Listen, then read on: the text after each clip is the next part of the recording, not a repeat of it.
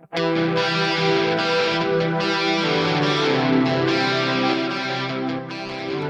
back to the Fourth Way Podcast. Today we are going to wrap up our discussion of abortion by kind of summarizing what we said and kind of giving a big picture of what the modern scenario is like both for the church and for the world. I also want to make this very big picture by pulling in what we've discussed in all 3 seasons so far, because I think it's all very pertinent. And if you just kind of jumped in on the abortion series because that's a hot topic and you wanted to learn more about that, you might be wondering why, I end every episode mentioning that I'm a pacifist, or how this relates to a non-violent podcast. And I want to kind of pull that in a little bit more than I did in previous episodes too. So this is going to be kind of a big synthesis today, hopefully. So, interestingly, when I started looking into nonviolence and I went to the early church, I was extremely impressed to find so much written on the topic of abortion. Now, there's not a lot, but considering that we're talking about the first 200 years of church history, when there's not much written at all that has been maintained, because we lost most writings, I was amazed that we really had anything discussing abortion directly. Nevertheless, it was. And abortion was universally condemned by the church. And part of that was, I think that was twofold. The reasons were twofold there. Because the church, first of all, they saw value even in the least. They saw value in their enemies. They saw value in the pagans. They saw value in women. They saw value in children. And they just recognized the value, the image-bearing property of all humans. And so everybody was valuable, even an infant who was just born, who's a girl, and nobody wants her, or even the fetus in the womb. There was value. But, the second reason is because, it's undeniable that when you have an abortion, you are doing violence to a human being. And so regardless of whether you think some humans are more or less valuable, if you don't think that violence should be done to any human being, that significantly influences your view on abortion. And so the early church was just univocally against abortion. They were univocal in their stance. And that is, again, something that you just don't see the church often agreeing on something so thoroughly, but they do on the issue of nonviolence, and that nonviolence extends to the issue of abortion. And the early church put their money where their mouth was, because they would actually adopt and care for fetuses, or I guess infants who were born and left for the elements. Because especially like we find sewers filled with the bones of little baby girls, because parents would, if they wanted a boy, which was more popular for a variety of reasons, but if they wanted a boy to carry on the legacy to whatever, they would get rid of girls if they had a girl. Girls were worthless. And we find sewers filled with their bones in ancient Rome. But Christians would go and they would find these places where kids were abandoned, and they'd pick them up and they'd care for them, and they became known as communities who would do that sort of thing.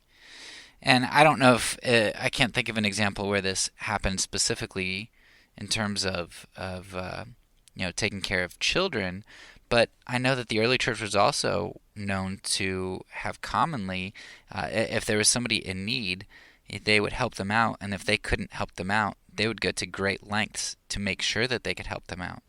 And so if they didn't have enough food, what they would do is, as a community, they would fast for a day or for 2 days, so that the food that they would save, or the money that they would save, they would be able to take care of somebody in need. So this wasn't just a community who vocally decried the evils that were going on around them. It was a community that actually did something about it and was willing to sacrifice self in order to right wrongs, to bring justice. Positive justice, not negative justice. And that brings us to, today. What is our Christian community by and large like, at least here in the West? Well, we're not as focused on positive justice. We've got so many Christians in the United States. I know that in our church there was this 111 initiative where they talked about, if there was one person in every single church who would just adopt somebody, we'd have no adoption problem. One person from each church, right? Surely we can find one person from each church. And considering that some of our churches here are mega churches, like, 20,000 people, those churches could provide way more than one family who could take care of one adopted kid. But we have so many kids in need of adoption today, and that's just insane that our community can't do more about it. And that's why, I might have to chastise myself in the future one day, but that's why our family wants to adopt a kid. And maybe we won't end up doing that, and I'll have to come back and repent. But that's the course that we are set on, because whereas I used to think that this is an option for Christians to pursue, I'm beginning to see that it's more of an obligation. How can I go through life and refuse with the vast resources that I have at my disposal? When I consider what the early church did to sacrifice to even fast so that they could provide for needs. I wouldn't even have to fast from food. I could just fast from ordering anything from Amazon for a month, and I could give quite a portion away. So yeah, I think that's an obligation and something that we need to do, but our community just doesn't do it. And hopefully I'm held accountable for that. And in 5 years, somebody should ask me, where am I in that process of adopting? And I'd better be further than I was today. I better be putting my money where my mouth is. But it's not just our lack of willingness to sacrifice for positive justice. My Christian community is also very against many forms of positive justice, right? Look at how we're treating and talking about immigrants. I just had a conversation the other day with a neighbor, and he was telling me how there were some Democrats saying they were going to eat babies, which was ridiculous. I mean, I fact checked it just in case, but yeah, it's ridiculous. But then all of a sudden we get into the topic of immigration and just saying, well, we can't even support our own people. It's like, are you kidding me? We can't support our own people. That is ludicrous. There are social and economic problems in this country, disparities for sure. But we can support other people with jobs and money and other sorts of things. We just don't want to tear down the unjust structures and right wrongs and self-sacrifice. We're the wealthiest country that's ever existed. And yes, we can support our own people, and surely we can support immigrants coming in. But we don't want to. And when they're kept in cages and mistreated, and when we have them dying, instead of seeking to fix that, we make it a partisan issue and talk about how, well, the last president started it. It's not this president's fault, and all those things, rather than trying to fix it and saying this is horrible, it needs to change. It's a partisan issue. And we don't want to fix that. We want to keep the immigrants where they are so we don't have to sacrifice anything for them. Same thing with healthcare, right? We don't care that the poor don't have access to healthcare, even though I live in Romania and a lot of Americans talk down about Romania. But I mean, even the people that they hate there, the gypsies, even the Roma there have healthcare, right? Which the Roma are looked down on way more than we look down on most of our minority groups here in the United States. Yet they provide for them there. I know that the issue is more complicated than just that, but the fact that so many Christians just are up in arms to provide people with quality care because it might cost them something is crazy. The class disparity that we have in the United States that is worse than many other developed places. We don't want to fix class disparity. We keep giving tax breaks to the wealthy because to tax them would be stealing, yet we don't think that having 2 coats while my neighbor has none is not stealing. Even though, is it Peter or James, talks about how if we have material resources and others don't, like that is stealing. That is a problem. That isn't Christian. That isn't love. The justice system. When we have the Black Lives Matter movement, rather than hearing what people say, and rather than seeing the injustice that's done, we have to defend authorities. We have to defend systemic injustice. Even if all of the cases, even if there's another side to be heard, the fact that we can't listen to a group who's been historically oppressed and to a group who has legitimate claims, at how they're statistically more likely in the same situation to receive different consequences and different actions and retribution. I think that's a problem, but we don't want to hear it. We want to defend and we want to brush it under the rug. My conservative community. Prison system, right? We're okay with them enslaving prisoners, right? The 13th Amendment. We're okay with prisoners getting mistreated because, hey, they deserve it, right? They've lost their humanity to my Christian conservative group. They're getting their just desserts. And then war, the fact that we're so sad and disheartened when, an American's killed in an embassy bombing or something. Yet we have so many civilians that we kill in our wars that, that's collateral. And it just blows my mind with the death toll that we're willing to justify because we think we're the good guys, and we think that when we go into another country, when we invade another country and overthrow a ruler like Saddam Hussein, who may have been evil, but we allow genocides to go on in other countries because, well, they don't have the oil, so we're not going to protect them. But we'll go overthrow Saddam Hussein and allow groups like ISIS to form and create power vacuums, and hundreds of thousands of civilians die.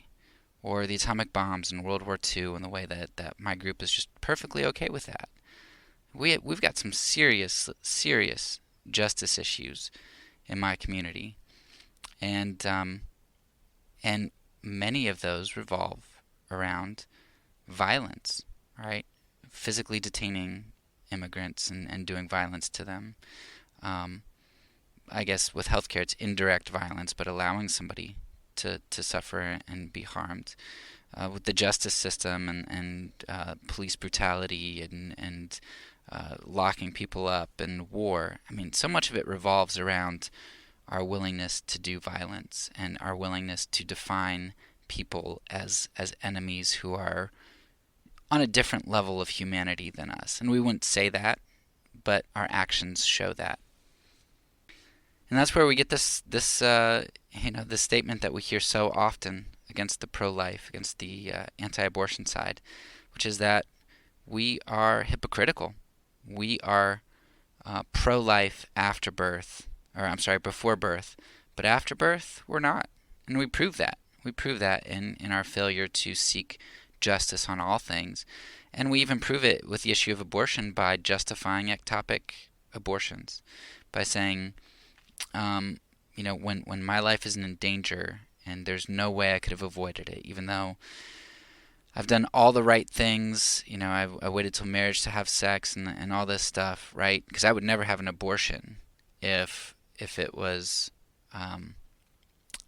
because I had a kid out of wedlock. I would never have abortion there, and in part because I would never have sex outside of wedlock, right? We can avoid those things.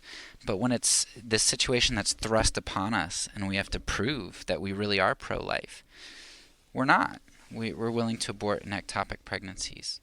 And that's because we're consequentialists.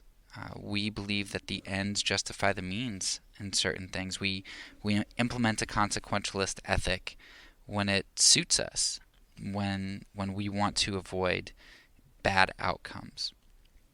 And that's what we do with Jesus' words so often. We use our consequentialist ethic to get rid of what annoys us.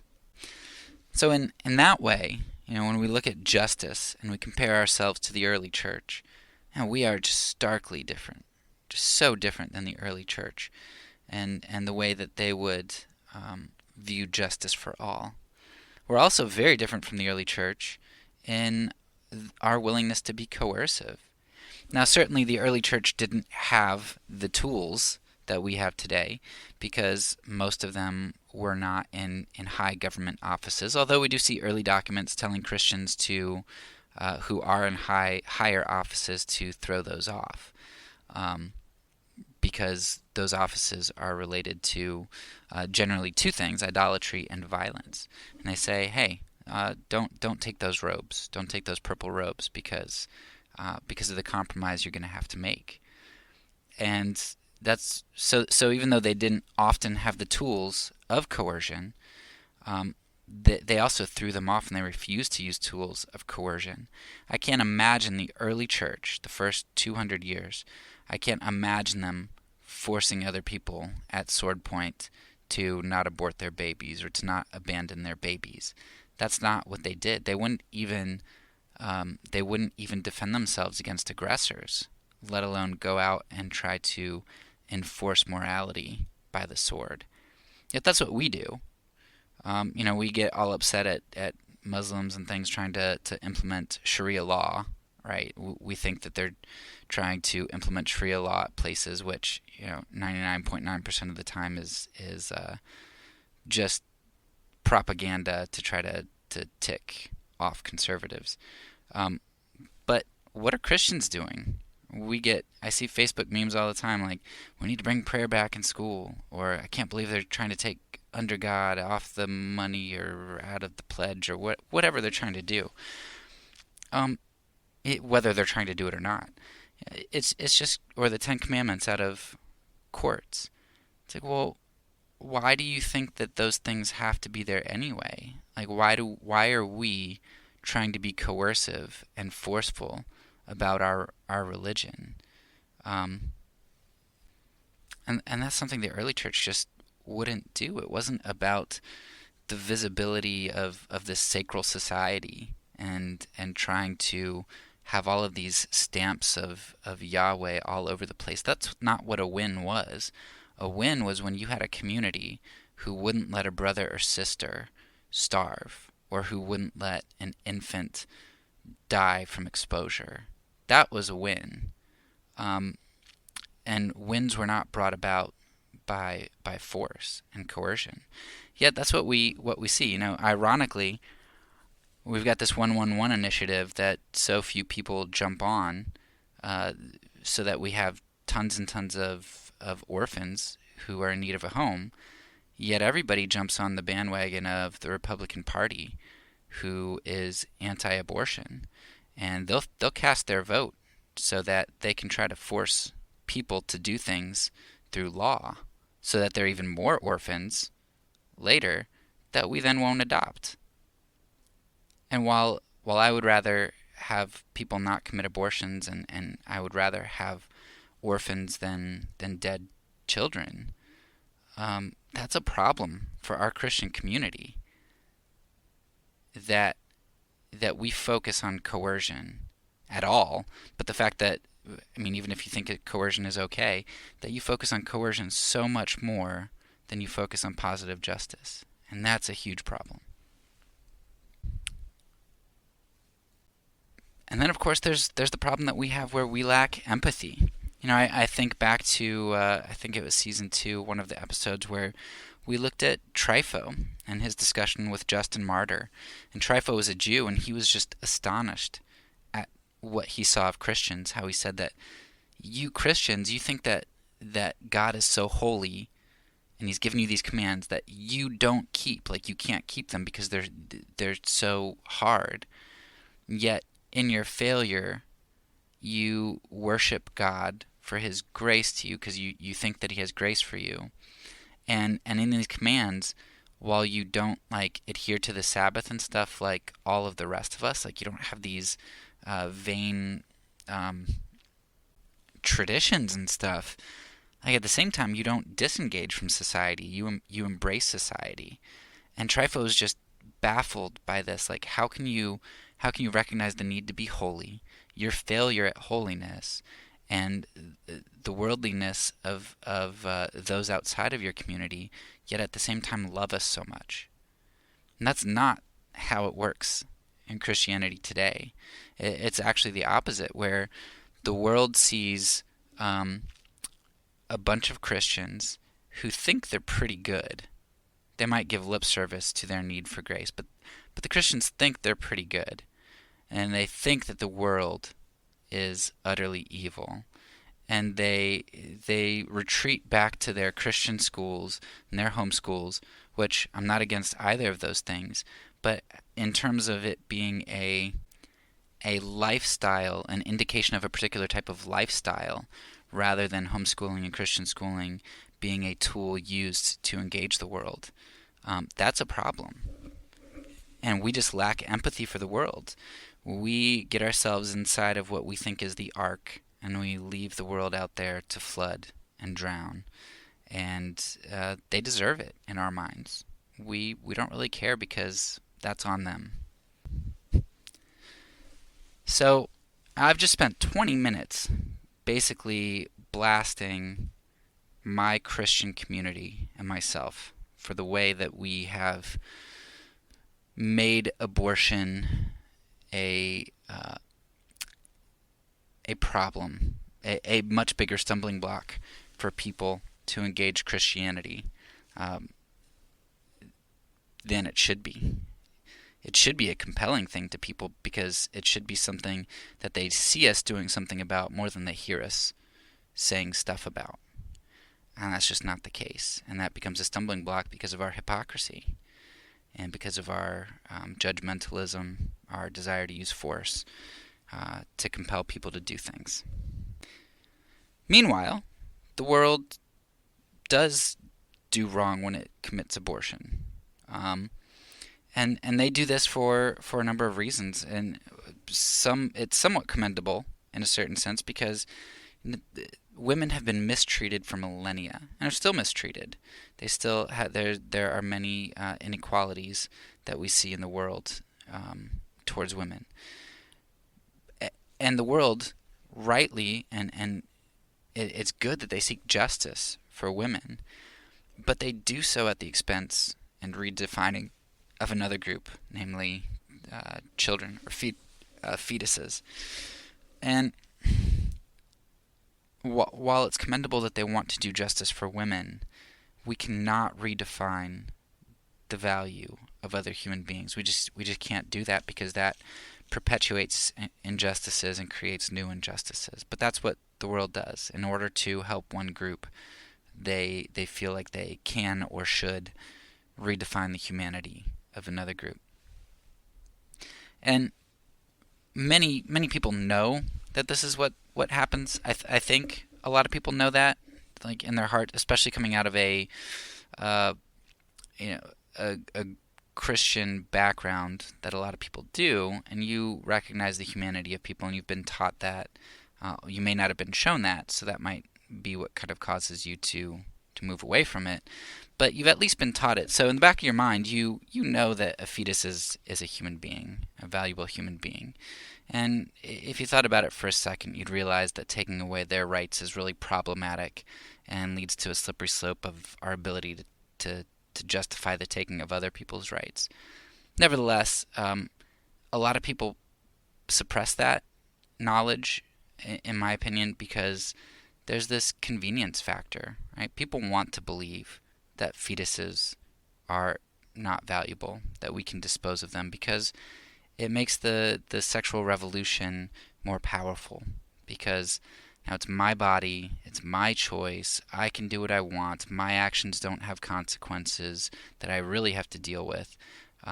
There's no obligation to other, right? It's just me. It's this individualistic mindset. And that's where we're at, right? We redefine the value of a group of humans somewhat for justice for one group of people, but also in large part for our convenience, our sexual convenience and our pleasure. Now that right there is a worldview problem, and that's not fixable through brute force. Right? That's what Rome tried to do to Christians, tried to persuade them through the sword that they should not follow Christ. It's what Christians have done from, 400 onward to a certain extent, getting worse and worse. I saw it in Mexico, where you had Catholic churches who the surrounding communities would put literal idols, not icons, idols of their local deities in the Catholic Church, because they were converted 200 years ago at gunpoint, converted in air quotes, but they didn't really convert. You can't make people do that through force. It just doesn't work. They might change their outward actions, but it doesn't change their beliefs. And that's what we're trying to do with abortion, my Christian community. So as you can see, I hope this relates very significantly to nonviolence, because if you are nonviolent, that hugely affects your view of all people. It affects your view of the unborn. It affects your view of yourself, and it affects your view of your own community and calling them out on things that need to be called out on. It also affects your view on your enemies, and it gives you empathy for people who do evil. This also relates very strongly to consequentialism and our willingness, both for Christians and non-Christians, to justify actions. For the Christian community, through consequentialism, we justify our treatment of immigration, of immigrants, of not giving people health care, of pandering to the rich, of a failure to address issues in our justice system, of treating prisoners like slaves, and of going to war. We use consequentialism to justify all of those things in various ways. The world uses consequentialism to justify the dehumanizing of a group of people. And so all of those things lead to this perfect storm of abortion, where you've got this great evil that goes on. You've got people who have a worldview issue who perpetuate that and feel like they're doing good. And you've got a group who opposes this, but opposes it in a way that is not compelling, because it's a way that brandishes the sword rather than a changed life. And as Jesus showed us, that's not how things work in his kingdom. So hopefully you've enjoyed this series on abortion as much as you can enjoy a series on such a bleak topic.